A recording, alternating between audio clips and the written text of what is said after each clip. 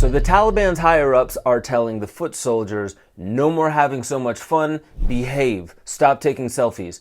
Okay, go to the amusement park, ride the rides, right on. Go ahead and pet that deer at the park, it's fine, do what you want, but behave yourself like good Taliban foot soldiers.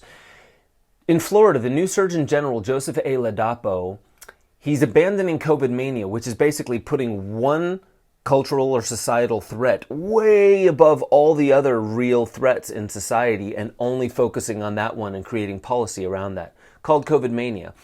Joseph A. Ladapo is saying, I'm abandoning using COVID mania as a tactic to create policy. And did Joe Biden really exempt all of Congress from vaccine mandates? Because I saw a meme, and we all know how accurate those memes are. So I'm going to have other stories for you, like all of the parents that have been lost to COVID. There's now this new story about all these orphans, if you will, COVID orphans. We want to get into that story and also put it into perspective with all the other ways orphans are created. There's also a birthday shout out at the end. I'll get to that. And really, the solutions are always the same.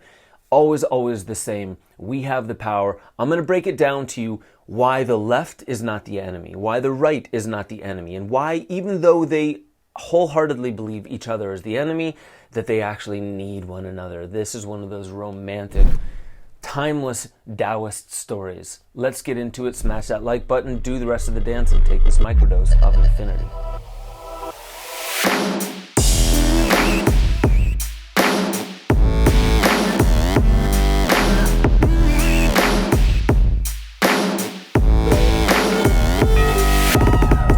Back to Waking Infinity Microdoses. Let's hop into it.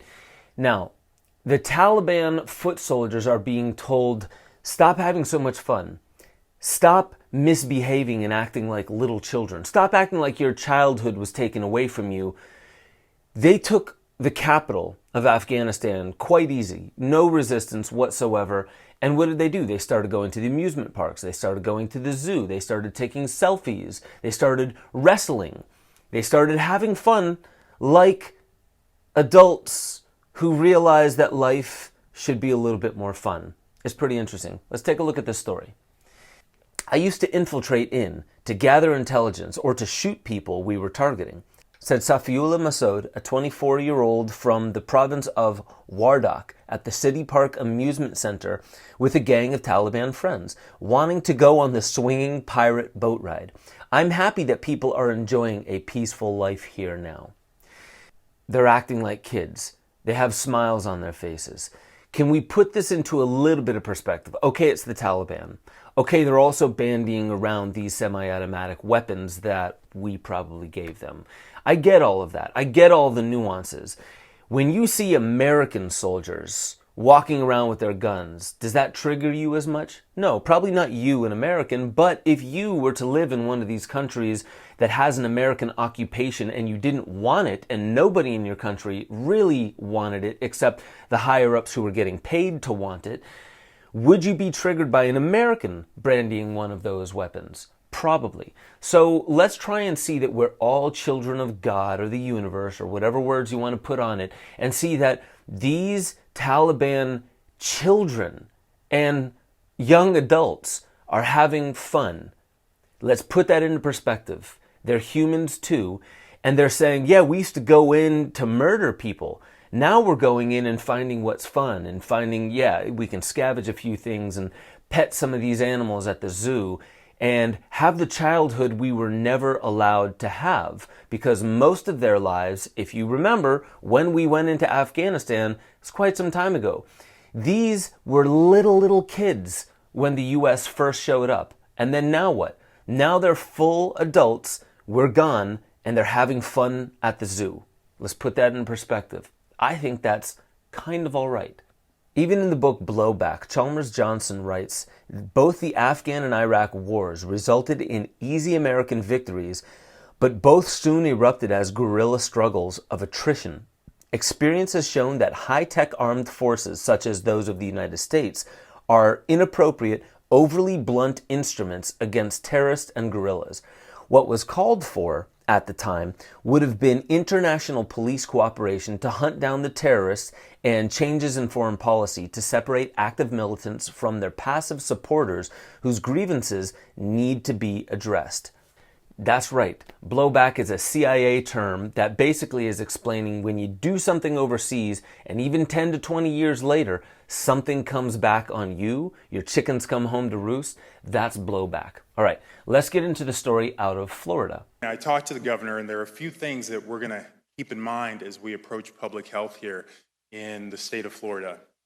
So the first is that Florida will completely reject fear as a way of making policies in public health. So we're done with fear. That's been something that's been unfortunately a centerpiece of health policy in the United States ever since the beginning of the pandemic, and it's over here. Expiration date, it's done. So we're compassionate. We get it. You know, there are scary things. We've seen a lot of fear from COVID over the past year and a half, and it's very understandable. But the way to approach that is not from a place of fear, because it doesn't lead to good decisions. And we've seen a lot of that, where the risks and benefits of decisions haven't been considered. You see, the reason why fear drives policy is because it really does benefit some people. Some people, not most people. So, COVID orphans. Let's take a look at this. It's pretty interesting because they are saying something that is very valid. There are children that have lost parents due to COVID. However, let's also put this into perspective with the rest of what the news isn't talking about right now. How many children are orphaned due to their parents having heart disease? Well, if you take a look at 2020, 4.55 million people in the world died due to COVID. How many died due to heart disease? Over 17 million. How many due to cancer? Over 10 million. How many due to the flu? Well, it's almost like the flu completely disappeared. There's only 700 deaths from 2020 to 2021 compared to previous years where it was 290 to 650,000 people. So that's an interesting story. Final one. Did Joe Biden really exempt all of Congress from vaccine mandates? Because that would really upset a lot of people. And there's this meme going around saying that, oh, he absolutely did. But here's the thing. There's the executive branch, of which Joe Biden is at the top. He is commander-in-chief. He is of the executive branch. And then there is the legislative branch, Congress. And then the Supreme Court is the judicial branch. All right. Joe Biden in the executive branch is not allowed to mandate things for Congress. He has no sway over that. That's part of the whole checks and balances of, the government, when you're supposed to learn about it back in school, and all these checks and balances, how we don't turn this country into the same tyrannical monarchies that we used to have in the past. Well, that's why Joe Biden cannot mandate anything for Congress, no matter what it is. Congress, for the most part, 1 in 5 people haven't gotten the vaccine, which means 4 out of 5 people in Congress have gotten the vaccine. So they're doing it on their own, upwards of 80%. So when you see memes like this, understand that it's the framing of it. And so let's just hop right into the solutions. I'm almost getting sick of doing the news. I do it because I realize there's an aspect of my own character development. I'm trying not to have these buggy eyes and tell you about everything that Alison McDowell was talking about. Another thing that I'm also trying to do is show you that news doesn't have to be what you see it as. News can be anything you want. That's why I started up the stories, and this is a microdose that's going to go a little long. But the bottom line is the solutions are really the same thing that even the Tao will say. As much as you try and push against the things you disagree with. So if you're not for all the lockdowns, all the mandates, all that stuff, you're pushing back against the other side that's really pushing for the lockdowns and for the mandates. Now, can one side ever win over the other? Well, not if you watch Legend of Korra. You'll realize that in Legend of Korra, which is a carry-on from the Avatar series, that there is a light spirit and a dark spirit, and they've been battling for thousands upon thousands upon thousands of years. Aeons they've been battling. And one cannot destroy the other. They can always battle, but they cannot destroy the other. If one is actually destroyed, it will start growing inside the other. That is exactly what the left-right paradigm is. And it's not just left-right politics. I mean the left and right hemisphere of the brain, the left and the right hemisphere of the body. All of these things, when you're walking and you have gait cycle, do you realize that you are in controlled imbalance? You're pushing off of one and then back on the other. Off of one, back on the other. If you would only have one leg, it'd be very easy to just fall over on one side. But the way that this thing seems to go is these are the dueling dragons. We always have these things that we would call our opposition, our other. And for the most of us, when we see the other as being the enemy, the problem, the reason why freedom is being eroded, it's very easy to see those who are calling for mandates as the ones who are attacking our freedom. That socialism is the problem, or capitalism is the problem, or Trump is the problem. No, Biden is the problem, right? We always have these people, and the news helps us put all of our frustration of this endless dance of the dueling dragons that seem to be enemies, but one needs the other. You cannot have one without the other. And the news helps us place it into that person, place it into that camp, put it over into that country, into these people who look like that, or into that gender who looks like that. We always have these ideas of who's to blame for us not feeling safe, feeling free. For the most part, a lot of people that I know that are afflicted by what they're seeing on the news, if they were to put down their phone, they wouldn't be feeling the same way. You realize that. However, for me saying this, I have to automatically say what the opposite is. Because I had an amazing guy, Josh Trent, Wellness Force. He hits me up on Instagram and he's like, dude, I'm sorry about blowing up your DM, but this stuff is boiling my blood. And I say, yeah. But here's how I said it at first. I basically went off into Winnie the Pooh, Dow land, saying like, oh, there's a balance to everything and yada yada. And I went airy-fairy on him. And he was like, yeah, but you know what? This anger is also very valid. And I wasn't not saying it. I was just basically saying, just remember, there is a balancing point. And he's like, I know there's a balancing point. And guess what? This is what fuels my love.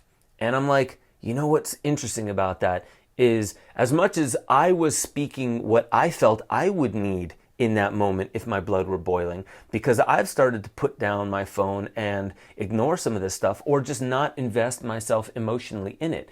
However, would that be balanced if everyone did what I did? I don't think so. I think we need others to let their blood boil, to look at it all the time. Even when I'm taking a break, they must. And they're afflicted by that. So they need to take their break, and then me and the others who have completely disengaged from it need to pick up that torch and run it. This is a relay race. It's never ending, and it all has to do with our understanding of what freedom, love, liberty, togetherness, community, all those things mean inside the human body politic. That's super important. I won't go off too deeply on that. What I do want to say is I'm going to get very deep in this over at benjosephstewart.com. I'm also going to play you some of my music to show you exactly where I'm headed to introduce art into this world. It's kind of comedic. I think you'll like it. I really dig it. I started putting it on, one of them showed up on Tim Pool's After Hours show on his member section. But go over to benjosephstewart.com, become a member, sign up so you get the deeper dives, and that's all the content that is exclusive to benjosephstewart.com. You can also get it on Patreon. Join the Discord chat. And Samina, Sammy, October 7th, you have a birthday. A very good friend of yours hit me up and said, I have a friend that really likes this show, and she would be floored if you could mention this birthday. So, I'm not only going to mention the birthday, I'm going to sing the motherfucker. Happy birthday to you. Happy birthday to you. Happy birthday, dear Sammy or Samina, whichever one you like. Happy birthday to you.